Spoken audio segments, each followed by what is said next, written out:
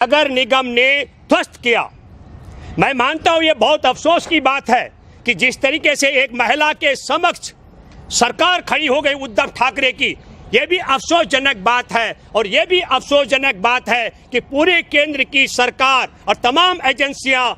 खड़ी हो गई रिया चक्रवर्ती के खिलाफ। लेकिन मैं ये बात इसलिए कहना चाहता हूं, राष्ट्र की राजधानी दिल्ली में भी सुप्रीम कोर्ट के आदेश से 60,000 परिवारों के घर टूटने वाले हैं। संतों को कोई चिंता नहीं है, एक भी संत आवाज नहीं निकाल रहा है। और अखाड़ा परिषद के अध्यक्ष नरेंद्र गिरी जी का जो अभी कंगना रनौत के पक्ष में उतरे हैं, मैं उनका इतिहास बताता हूं। संत चिन्मयानंद जिन पर बलात्कार का मुकदमा लगा था अपने ही आश्रम में और अपने ही कानून के जो उनका कॉलेज है वहां पढ़ने वाली बालिका ने, और संत चिन्मयानंद का मैं परिचय कराता हूं। हमारे देश में जो राम मंदिर के आंदोलन के सबसे बड़े नेता और अटल बिहारी वाजपेयी की सरकार में केंद्रीय मंत्री रह चुके हैं, वो बलात्कार के मामले में जेल चले गए थे। उनके पक्ष में भी अखाड़ा परिषद मैदान में उतरा था। लेकिन ये अचानक जो ये पटकथा, हमको बिहार चुनाव से पहले ये सोचना पड़ेगा कि ये मामला जो सुशांत सिंह की आत्महत्या से शुरू हो करके कंगना रनौत तक कैसे पहुंचा, मैं उस पर भी आना चाहता हूं। और क्या कारण है कि देश की राजधानी में 60,000 परिवारों के घर गिरने के ऑर्डर होता हो और तब हिंदू संत और अखाड़ा परिषद मुंह नहीं खोलता हो, और कंगना रनौत के घर पर बुलडोजर चलता हो तो संत समाज में भी दहशत आ जाती है और संत समाज भी सरकार के खिलाफ उठ खड़ा होता है कंगना रनौत के पक्ष में। कंगना रनौत के विषय में मैं आपको बताता हूं कि अभी आपको मालूम होगा गलवान घाटी में हमारे 20 जवानों की, निहत्थे जवानों की जब हत्या हो गई थी और 76 जवान घायल हो गए थे, उनमें से एक और जवान की शहादत हो गई, तो चीन के 59 ऐप बंद कर दिए गए थे। और 59 ऐप पर बंद करने के बाद एक संदेश पहुंचाया गया, हम चीन का सामान नहीं खरीदेंगे। और एक बड़ा आरोप लगा, जब हमारे देश का कलाकार आमिर खान तुर्की जाता है तो संघ परिवार के 5 जन्य में, जिसकी सरकार है केंद्र से लेकर के और उत्तर प्रदेश तक जहां संतों का अखाड़ा है, वो आरोप लगता है कि दुश्मन देश के साथ हाथ मिलाने पहुंच गया आमिर खान तुर्की जाने पर। और दूसरा आरोप लगा कि चीन में सबसे ज्यादा फिल्म के दर्शक हैं आमिर खान के, ये दूसरा बड़ा अपराध बताया गया। और तब जिन 4 बड़े कलाकारों की प्रशंसा की गई 5 जन्य में, उनमें कंगना रनौत एक थी। तब कंगना रनौत ने हमारे देश में आरक्षण का विरोध किया था, और आरक्षण का विरोध करते हुए एक कंगना रनौत, दूसरा हमारे देश की नागरिकता पर ठोकर मारने वाला अक्षय कुमार जो कनाडा की नागरिकता ले चुका है, इन दोनों के गुणगान किए गए थे। जॉन इब्राहिम और अजय देवगन का भी गुणगान किया गया था। मैं ये बात इसलिए कहना चाहता हूं कि बिहार चुनाव के लिए जो पटकथा लिखी जा रही है, आप सब देश के लोग समझिए। जिस दिन सुशांत राजपूत की आत्महत्या होती है, सुशांत के बहन बहनोई, सुशांत के पिता और एक भी अजीज ने यह नहीं कहा कि आत्महत्या का मामला नहीं है। लेकिन क्योंकि वह परिवार भाजपा से जुड़ा हुआ है, 40 दिन बाद पहली मर्तबा पटना में एफआईआर दर्ज होती है। और पटना में एफआईआर दर्ज होती है, पैसे के लेन देन को लेकर कहा जाता रिया चक्रवर्ती ने 15-16 करोड़ के पैसे में हेरा फेरी की। अब आप समझिए, और भारत की तमाम एजेंसियां रिया चक्रवर्ती के पीछे लग जाती हैं। अब सुशांत राजपूत के आत्महत्या का मामला गायब हो गया, सुशांत राजपूत के 15 करोड़ का मामला गायब हो गया, सुशांत राजपूत को आत्महत्या के लिए प्रेरित किया गया, यह मामला गायब हो गया। फिर मामला ड्रग्स तक चला गया, और ड्रग्स से चलते चलते मामला कंगना रनौत के अवैध मकान तक चला गया, और उनके पक्ष में संत समाज उतर गया। मैं आपको यह बात इसलिए कहना चाहता हूं, अफसोस की बात यह है कि महाराष्ट्र की सरकार एक कलाकार के साथ लड़ रही है, और कलाकार ने बड़ी चतुराई के साथ में जो पटकथा डायलॉग पहले से लिखे गए थे, उनको बोलते हुए मैं तो आपके माध्यम से एक बात और भी कहना चाहता हूं। हो सकता है कि ये साझी सहमति हो, संघ परिवार के इशारे पर शिवसेना और आरएसएस की भाजपा, क्योंकि दोनों बहुत लंबे समय तक साथ रहे, नहीं तो ये अचानक में बिहार चुनाव तक क्यों इन मामलों को जिंदा रखने की बात आ रही है। जिस तरीके से सुशांत राजपूत का और सुशांत राजपूत के मसले के में कंगना रनौत का जुड़ना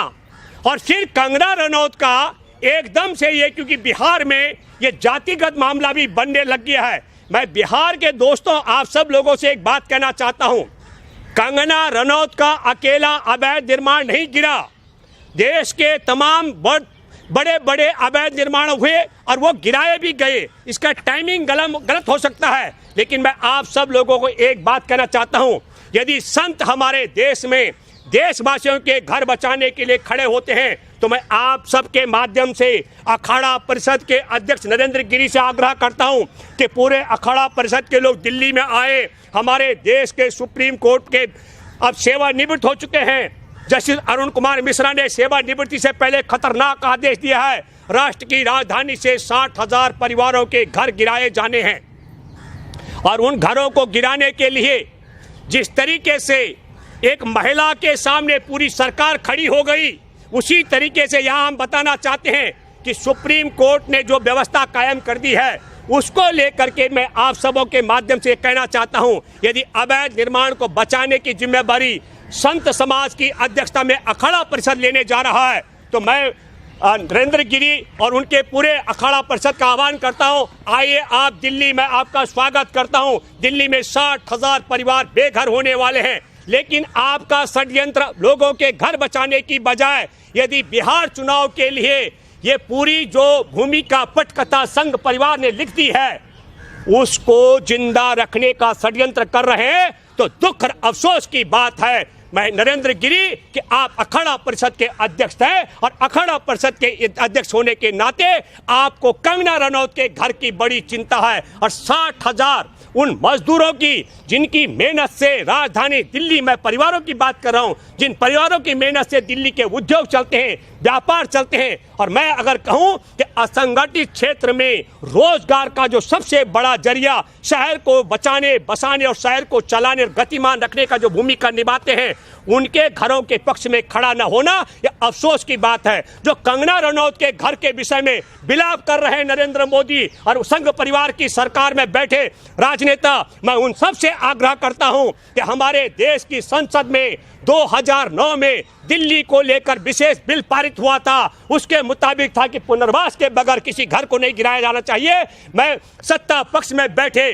जो कंगना रनौत के घर के लिए विलाप कर रहे हैं उन सब से आग्रह करता हूं, हमारे संसद का अपमान हो रहा है। संसद में पारित विशेष बिल जो 2009 में पारित हुआ था उस बिल को के औचित्य को खारिज करके हमारे देश में दिल्ली में विश्व पॉलिसी है उसकी नीति को खारिज करके, और एक तीसरी बात बताता हूं, राजधानी दिल्ली में जस्टिस मुरलीधर की अध्यक्षता में 2009 में शकूर बस्ती में जो 2015 में गिराए गए थे 5,000 घर बेघर किए गए थे उनके पक्ष में दिए गए आदेश के औचित्य को खारिज करके जस्टिस अरुण कुमार मिश्रा की बेंच ने 60,000 से ज्यादा परिवारों को बेघर करने का जो आदेश दिया है ये हमारे देश की नागरिक अधिकारों का संसद में पारित विशेष बिल का अपमान है, विश्व पॉलिसी का अपमान है, 2018 में दिए गए फैसले का अपमान है। इसलिए मैं आप सब लोगों से आग्रह करता हूं, अखाड़ा परिषद से लेकर के सत्ता के शिखर में बैठे नरेंद्र मोदी जी, आप सब के जितने भी नेतागण हैं, आइए आप सबका स्वागत है। राजधानी दिल्ली में आकर के 60,000 परिवारों के घर टूटने से बचाएंगे तो मैं मानूंगा कि कंगना रनौत के घर को तोड़ने में वहां हुई तोड़फोड़ पर आपका विलाप जायज है। और अगर आप 60,000 परिवारों के बेघर के मामले में हमारे जो संसद में पारित विशेष बिल के मसले को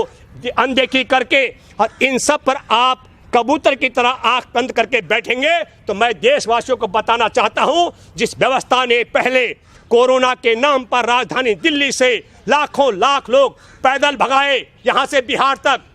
वही व्यवस्था 60,000 परिवारों को बेघर करके बिहार भेजने पर आमादा है। मैं बिहार के मतदाताओं से आग्रह करता हूं, ये कंगना रनौत के घर से हमारा देश नहीं बचेगा और न देश चलेगा, पर 60,000 परिवार जो देश के मेहनत का है, जो देश को बचाने बनाने और चलाने का काम करते हैं, उनके घर छीनने के बाद जो तबाही मचेगी उसका मुकाबला करने के लिए, उसका बदला लेने के लिए आपको विधानसभा चुनाव में अपनी भूमिका अदा करनी है। ये कंगना वाला खेल आपको इसको अनदेखी करनी पड़ेगी। मैं ये बात खत्म करने से पहले एक बात कहना चाहता हूँ कि आमिर खान पर आरोप इसलिए लगा क्योंकि तुर्की के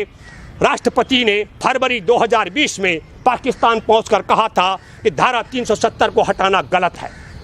मैं आपके माध्यम से एक बात याद दिलाना चाहता हूं, जिस पाकिस्तान में यह कहा गया उसी पाकिस्तान में सैयद अली अब्बास हमारे देश के राष्ट्रीय सुरक्षा सलाहकार का बेटा शौर्य डोभाल का पार्टनर है, धंधा करते हैं दोनों मिलकर के। और शौर्य डोभाल का एक और संगठन है जिसमें हमारे देश की वित्त मंत्री सीतारमण से लेकर के नरेंद्र मोदी के 4 केंद्रीय मंत्री शामिल हैं। तो भारत की मोदी सरकार राष्ट्रीय सुरक्षा सलाहकार के बेटे शौर्य डोभाल के साथ है और शौर्य डोभाल का बेटा पाकिस्तानी सैयद अली अब्बास के साथ धंधा करता है। मैं आपको दूसरा जिक्र करना चाहता हूं कि हमारे देश से जो ऐप बंद कर दिए गए उसमें टिकटॉक को मुकेश अंबानी खरीदने जा रहा है। और मैं तीसरी बात करके खत्म करता हूं इस मुद्दे पर, वो ये कि हमारे देश को जिसको बेचा जा रहा है मोदी के माध्यम से और जो खरीद रहा है अदानी, वो चीन से पैसा ले रहा है। सुप्रिया पंडित है, वकील जम्मू कश्मीर की, सुप्रीम कोर्ट में याचिका चल के दायर कर रखी है कि हमारे देश को खरीद रहा है कौन?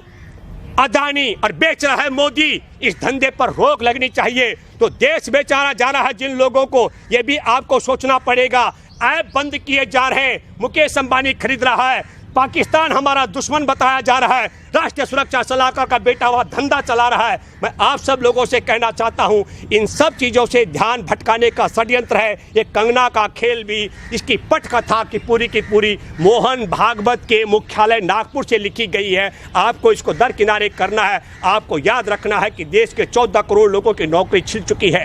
हमारे देश के करोड़ों बच्चे युवा सड़कों पर ताली और थाली बचा कर रोजगार के लिए सड़क पर आ रहे हैं, उनके रोजगार नहीं मिल पा रहा है।